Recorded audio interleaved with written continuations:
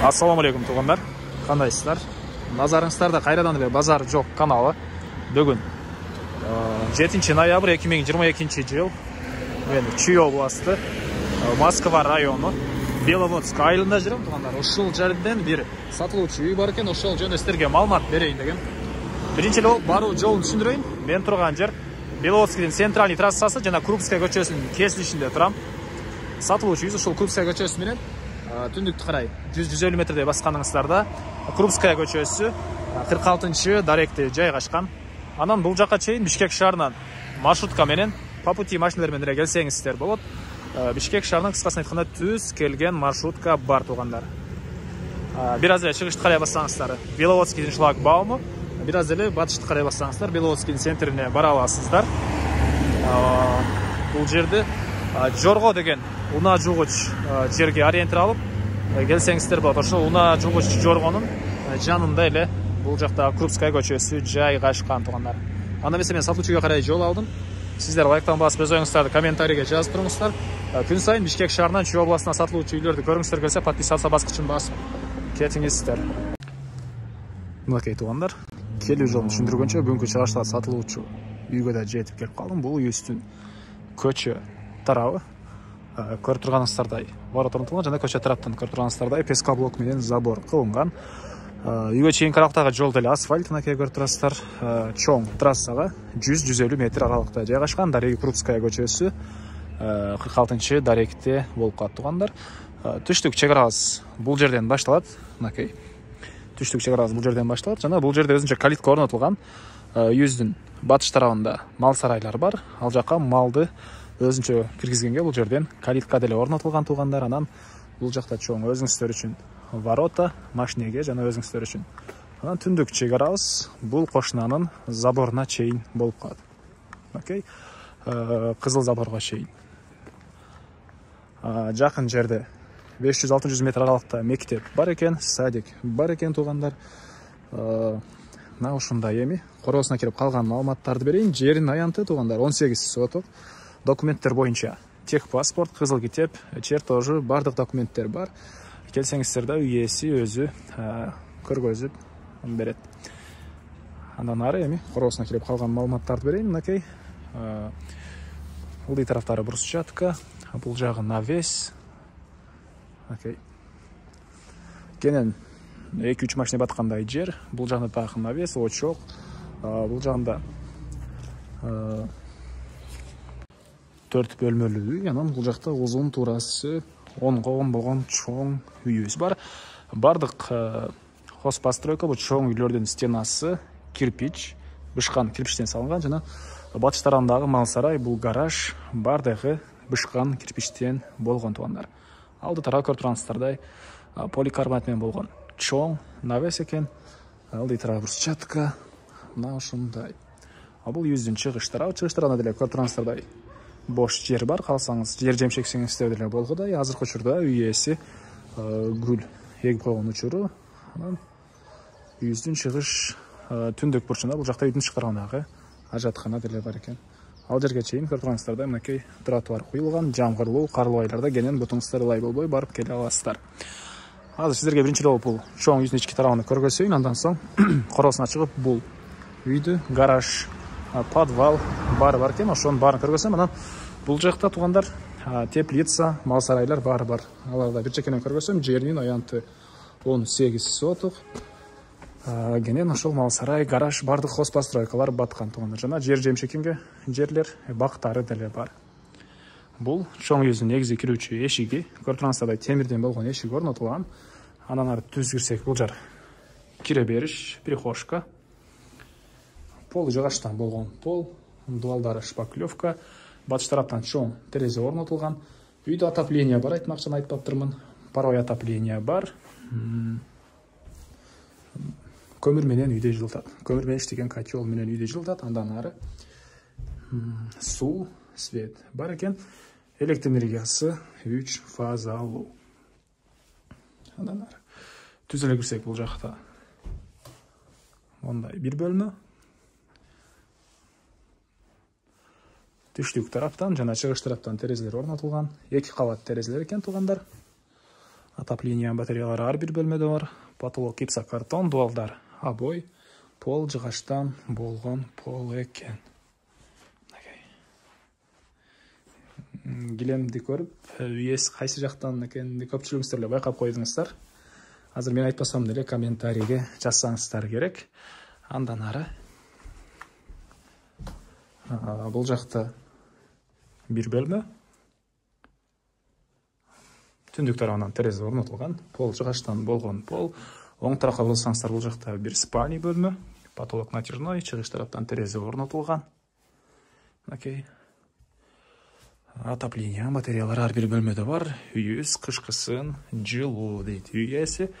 Анан бул жерде бир балдар бөлмөсү. Батыш тараптан терезе орнотулуптур. Мына ушундай көрүнүштө. Андан ары бул жакта дагы бир бөлмө.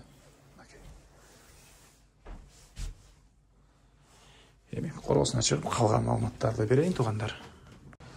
Мен кайра эле сатылуучу үйдүн короосундамын туугандар. Эми бул жактагы үйдү көргөзөйүн. Бул чоң үйүбүз, узун турасы 10 толук түрдө кирпич. Бул үйүбүз деле толук түрдө кирпич. Бул жакта бул кире бериши. Бул жерден сол тарапка кайрылсаңыздар, кухня жайгашкан. Бул жерде эле отопление батареялары орнотулуптур. Ички тараптан ракайын орнотулуп, суу чыгарылган. Потолок пластик. Пол жыгачтан болгон пол туугандар. Анан кайра эле прихожкага чыгып, сол тарапка бурулсак бул жакта отоплениянын котел жайгашкан бөлмө, душ жайгашкан бөлмө туугандар. Ракайына жана үйдүн ички тарабындагы ажаткана деле ушул жерде жайгашкан. Суусу Аристон менен жылыйт. Анан бул жакта дагы 2 бөлмө бар экен. Азыркы учурда швейный цех катары колдонушат туугандар. Эми бул жакта теплица, мал сарай, гараж баары бар. Азыр аларды бир чекени көргөзөм туугандар.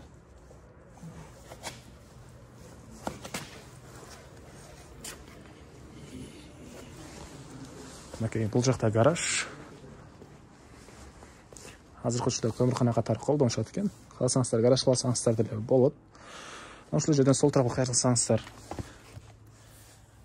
бул жакта подвал дейбизби же погреб дейбизби? Иши кылса мына ушундай подвал бар.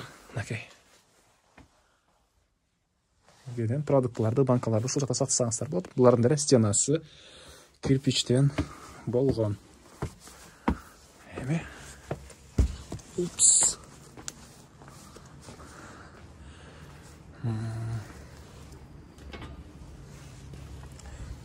бул үйүбүздүн батыш тарабы. Көрүп тургансыздардай черешня бактары. Шуна жер жемшөккө кенен жер. Бул жагында бир склад. Анан бул жакта мынакей теплица деле бар экен. Мунун деле баары калат. Булардын баары калат. Теплицасы туугандар мынакей тамчылап суугаруу системасы менен суугарылат. Тамчылап суугаруу системасы менен тамчылап суугарылат. Азыркы учурда мынакей клубника эккен учуру. Март айларына даяр болот дейт. Клубника кымбат учурунда. Мунун баары деле калат туугандар. Эч нерсесин алып кетпейт. Эки тараптан утеплять этилиптир кээ бир жерлери. Келсеңиздер дагы толугураак түрдө көрүп билсеңиздер болот. Андан ары бул жакта мал киргенге өзүнчө жай, ход бар. Анан бул жакта кыш учурунда мал караганга мал сарай, бул жакта кой эчкилер үчүн, бул жагы сеня бал жана төрүндө дагы жай жаз айларында мал караганга мал сарай бар экен. Сиз бар эле алды тарабынан көргөзөйүн. Бул жакта жер жемшекенге жетилер. Алма, черешня бактары.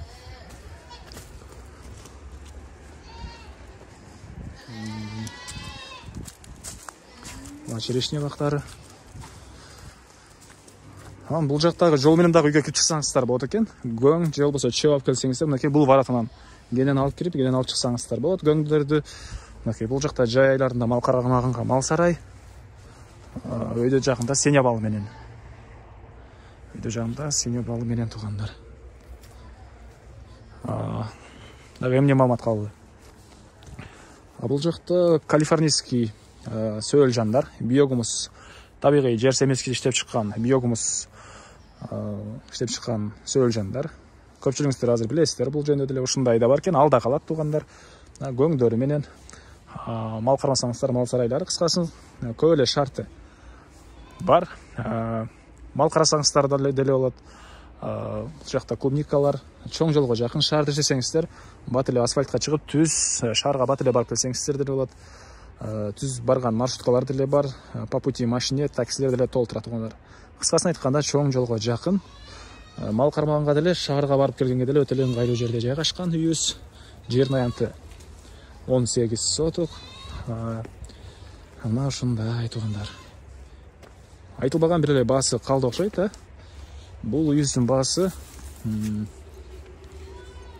адашып айта албайм азыр. Блокнотко жаздым эле, блокноттон айтайын туугандар, урушуп жүрбөңүздөр. Так, баасы $75,000. $75,000. Сүйлөшүү болот. Ээсинин номерин экранга калтырам, ээси тел деп. Зона кылып сүйлөшүп көрөсүздөр. Сүйлөшүү болот. Анан достор менен, группалар менен бул видеону сиздер бөлүшсөңүздөр, мага үй ээсине жана кимдир бир ушул сыяктуу издеген болсо, ошол адамга чоң жардам берген болосуздар. Андыктан группалар менен, достор менен бөлүшүп кетиңиздер. Аны эмес менен коштошом, кийинки чыгышка чейин саламатта калыңыздар туугандар.